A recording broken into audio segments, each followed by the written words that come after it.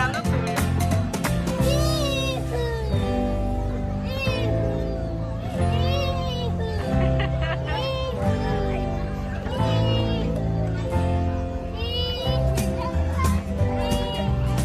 Quando ele brinca, o pai malha.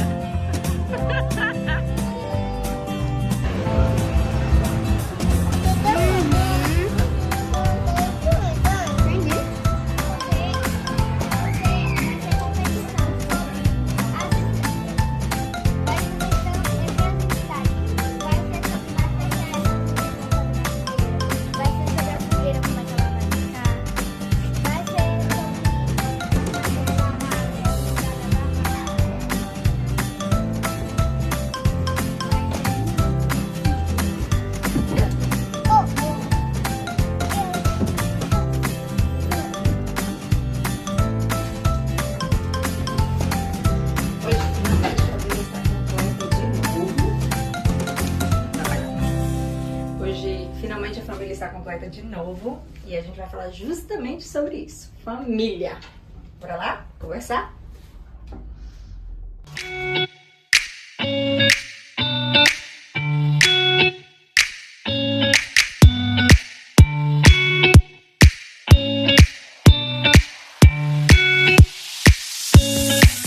Hoje eu vou falar com você sobre família. Mas eu quero falar de uma maneira assim bem informal, abrir meu coração para você mesmo. Este é um tema que eu considero um dos mais importantes e relevantes para serem discutidos e estudados na atualidade. Não só por conta de toda a desconstrução social que tem sido feita, inclusive política, do conceito família, mas por conta de toda a importância, de toda a relevância, do papel fundamental que ela exerce na formação do indivíduo. Por que eu quero falar para você de família de maneira um pouco mais reflexiva e questionadora? Porque muitas vezes nós nos unimos a alguém, nos casamos por afinidade, compatibilidade. A gente se identifica, se apaixona, se une àquela pessoa porque entende que o contexto vai ser agradável, que o ambiente vai ser harmonioso e que ela nos faz bem, nos faz sorrir. A gente entende que isso muitas vezes é o suficiente. Ou então, se você é um pouquinho mais tradicional, você também quer que valores e princípios sejam muito parecidos, o que faz total sentido. E aí, quando se tem filhos, a gente espera que eles sejam parecidos conosco. Talvez até pela própria influência do convívio mesmo, ou porque a gente pensa em imprimir algumas ideias e alguns conceitos neles. Mas, de maneira geral, a gente enxerga a nossa casa, o nosso ambiente familiar, como um lugar de repouso, de descanso. Lá é onde eu posso ser quem eu quero ser. Lá onde eu posso não precisar pensar tanto, me desgastar, ver os meus modos ou medir minhas palavras. Lá eu simplesmente me encontro, descanso e aproveito, desfruto daquelas companhias tão agradáveis, do carinho e do amor que eu recebo. Tudo isso é muito bonito e não é mentira, não deixa de ser uma parte importante do nosso conceito sobre família, mas ele é muito raso. E eu estou dizendo isso porque, na realidade, a nossa família é formadora de novos cidadãos. Então não tem como negar que ela é a base da sociedade. Os novos indivíduos, os nossos novos presidentes, os líderes de qualquer uma das nossas instituições, essas pessoas são as crianças que estão sendo formadas dentro de casa. E muitas vezes nós estamos muito cansados para gastarmos tempo, energia, fazer um planejamento de como eles estão sendo formados, geridos, instruídos, influenciados. Como eu disse, a gente chega querendo relaxar, querendo encontrar ali o nosso abrigo. Mas a gente esquece que ali é uma fábrica. Fábrica de ideias, fábrica de conceitos, fábrica de caráter. Eu tô falando disso pra você porque eu queria perguntar pra você como seria a sua casa hoje se você não estivesse mais. Como seriam os seus filhos se você não fosse mais influenciar a vida deles? Como seria a sua relação matrimonial se vocês dependessem de realmente conhecer a ideia, o pensamento, a filosofia, os valores do outro. Porque viver no superficial, naquilo que é harmônico, é muito fácil. Às vezes, até nisso a gente fracassa. Mas quando a gente quer viver com propósito, com intencionalidade, com relacionamentos mais sólidos, isso pode se tornar um grande desafio. Vou falar um pouquinho da minha vida para você. Eu, como vocês já sabem, tenho um filho de 2 aninhos, uma filha de 11 anos. No vídeo anterior, eu não sei o que aconteceu, que na edição até coloquei em cima, Ana Caroline, 8 anos. Ela morreu de rir. Na verdade, todo mundo aqui riu muito de mim. Eu falei, ai gente, não sei. Algo deu errado. Mas ela tem 11 e a mais velha tem 17. Eu estou casada há 20 anos, já vai fazer 21 agora. E eu me casei muito nova, eu tinha só 18 anos, mas a gente sempre teve valores e princípios muito parecidos. Mesmo assim, a construção da nossa família foi e é algo desafiador. Todos os dias, algumas coisas precisam ser aparadas, algumas coisas precisam ser reorganizadas. O processo de construção, ele precisa de muito preparo. Precisa que a gente amadureça algumas ideias, que a gente leia, que a gente tire tempo para discutir, para debater. Precisa que a gente observe o comportamento um do outro, as consequências das nossas ações, daquilo que nós estamos dizendo.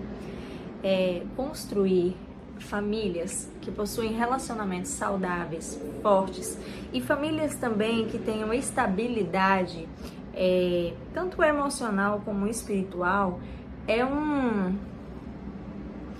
um processo que requer de nós entrega completa, requer de nós abnegação, requer de nós esforço. Tem uma frase popular que diz assim, é justo que muito custe o que muito vale. E é justo mesmo, estamos formando cidadãos, estamos formando laços que nós acreditamos que vai ser para a eternidade. Pelo menos os cristãos acreditam nisso. E se esses laços, se esses relacionamentos precisam ser eternos, e se eles são espelhos da sociedade, é dentro de casa que pode estar havendo a maior das fragilidades. Quando a gente vê pais brigando com professores por causa da relação que eles têm com os filhos, porque os filhos foram repreendidos, foram criticados, tem 2 coisas que a gente precisa avaliar. A minha família está acima de qualquer padrão de conduta exigido pela sociedade? Isso não é uma coisa rasa. A gente precisa pensar, qualquer padrão, será que eu não me encaixo mais, não mereço mais ordens, não sei respeitar líderes, porque a minha família é a única regra de ordem que eu respeito? E será que respeito mesmo? Quando a gente pensa em relacionamentos que são considerados passageiros, ainda que de forma consciente, é muito comum você ouvir dizendo assim, marido a gente separa, mas filho é para sempre. Queridos, filho deveria ser para sempre, mas tem mãe jogando bebê na lixeira. Marido, a gente separa, mas a sequela que fica na nossa vida não permite que ela volte a ser a mesma. Existem, obviamente, casamentos que são danosos, que são até prejudiciais, assim, inseguros, imorais.